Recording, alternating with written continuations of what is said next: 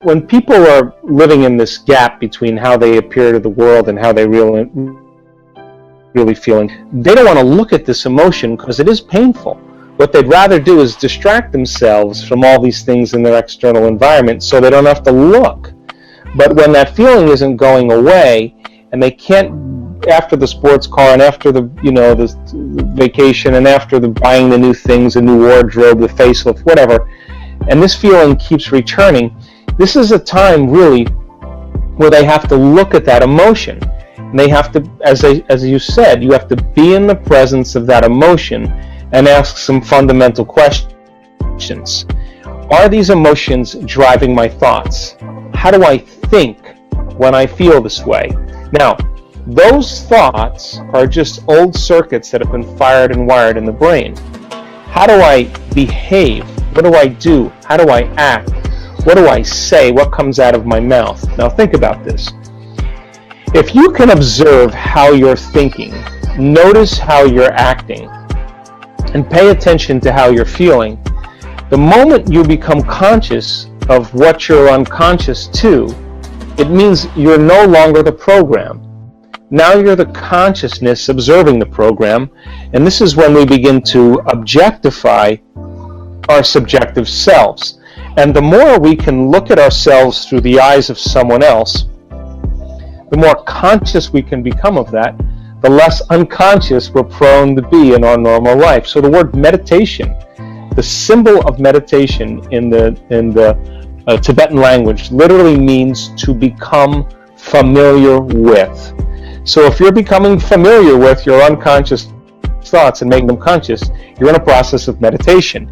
If you're becoming aware of your automatic habits and behaviors, and now you're so aware of them you would never become unaware of them again, and you look at those emotions that bring you to a lower level, and you're so familiar with your pain and your sorrow and your suffering that you would never allow yourself to live in that emotional state again. This is the moment you're Gandalf on the bridge and you're saying, you may not pass ever again. Now, when you make a decision with such firm intention that the amplitude of that decision carries a level of energy that's greater than the hardwired programs in your brain and the emotional addiction in your body, and your body begins to respond to a new mind, that's the moment the past no longer exists in your body. That's the moment you come out of your resting state, yes, and your body is getting a sampling of the future instead of living by the memory of the past. Now, think about this. How can a person in the deep south of the United States move into a state of religious ecstasy and drink strychnine and have no biological effects?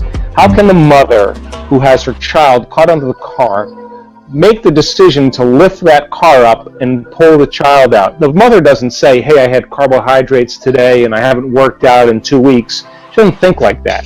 The decision is final, and the choice carries an amplitude of energy that becomes an experience that she never forgets. And that's the moment she is no longer her biology, she's no longer her body, she's no longer associated with her identity and her environment, and she is transcendent of time. So in order for us to truly change who we are, we have to begin to come out of our resting state and begin to teach the body emotionally what the future is going to feel like. Now, let me just explain this. So most people say they want abundance, but they really don't want abundance. What they really want is freedom. Some people say they want a new relationship, but they really don't want a new relationship. They want to feel and give love. Some people want success because they want to feel empowerment. They want the mystical moment to feel awe. They want a healing to feel wholeness. Now, they'll wait for the experience to happen to feel that emotion. But that's the Newtonian model of reality, of cause and effect, waiting for something outside of us to change how we feel inside of us. And when we feel better inside of us, we pay attention to whoever or whatever caused that, cause and effect. The quantum model of reality is about causing an effect, which means you have to teach your body emotionally what empowerment feels like before your success. You have to be whole before your healing. You have to be in awe before the mystical moment. You have to feel freedom and abundance before your wealth appears. And when we do that, then To the materialist, it would seem really insane or foolhardy because the event hasn't happened.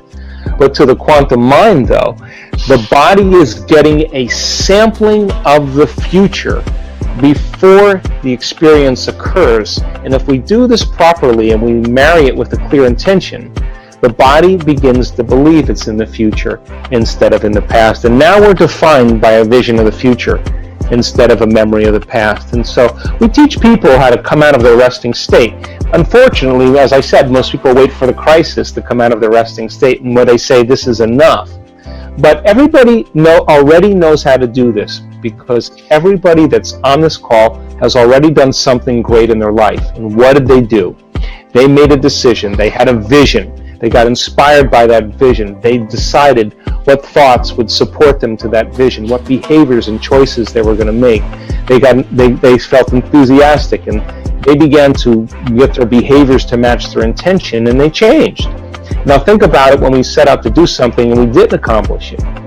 We got lazy, we had a vision, we got emotional, we got too busy, stress got in the way, we had social appointments, and we traded that vision for mediocrity. So we come out of our resting state, and the body has to be energized with a new frequency. And we were capturing in our last workshop probably 40,000 times the amount of energy in people's brains when they did this. Now, 40,000 times the amount of energy, give you an idea. When people's brains are firing in normal, limited consciousness, we're about 10 to 60 microvolts squared of energy.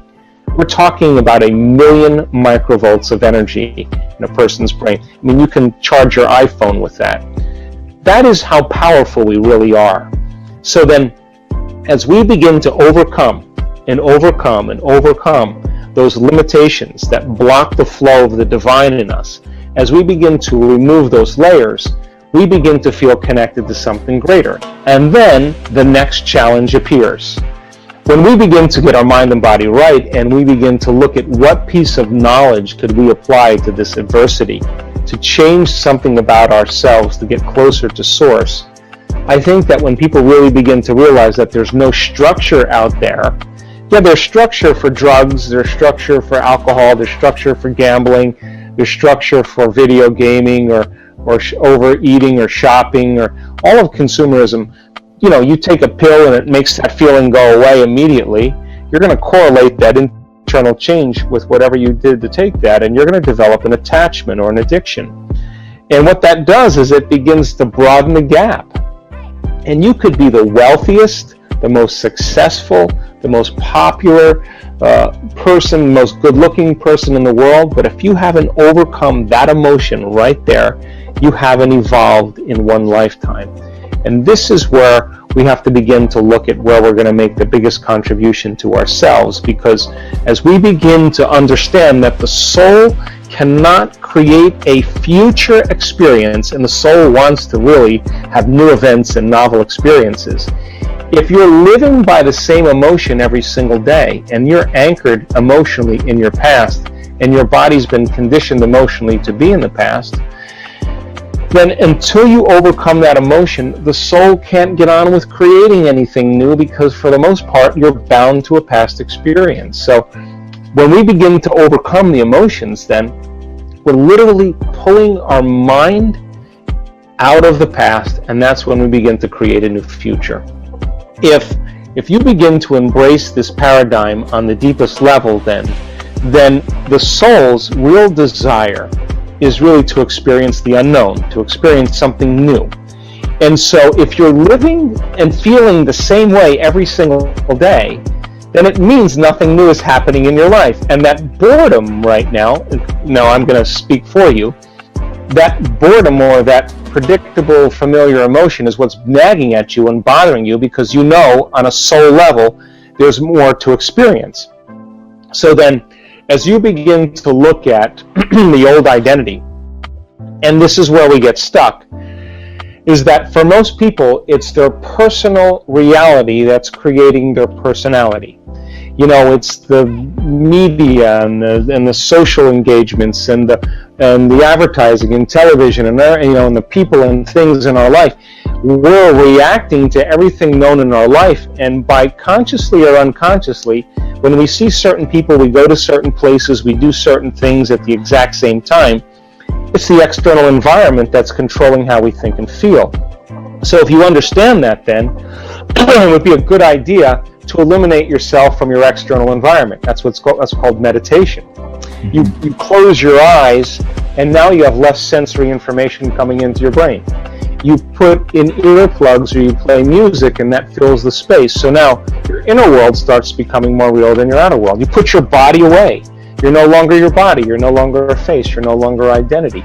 And if you do it properly, you'll forget about time. Now, that elegant moment where you dissociate from your body, your identity, your things in your life, the people in your life, the places in your life, and time, that's the moment you become pure consciousness. Now, if you're thinking certain thoughts that are making certain chemicals for you to feel a certain way, and the moment you feel that way, you think more thoughts, and those thoughts create more feelings, and your brain is organized to reflect everything you know in your life. It's an artifact of the past. You're thinking in the past, and those emotions that feel familiar are a record of the past. And for the most part, people are trying to view their future through the lens of the past. They can't get anywhere. So then, as we begin to no longer think and feel in that cycle, and we dissociate into thought alone, the energy that's feeding all of our sexual identity, all of our digestion, all of the energy for importance and control and the adrenal hormones, all that energy has got to go somewhere. And the first place it goes is it goes right into the heart. And you know you're getting close when all of a sudden you start to feel your heart open up. When that occurs, the moment that occurs, you're no longer living in your past identity. That's the moment you're completely in the present moment.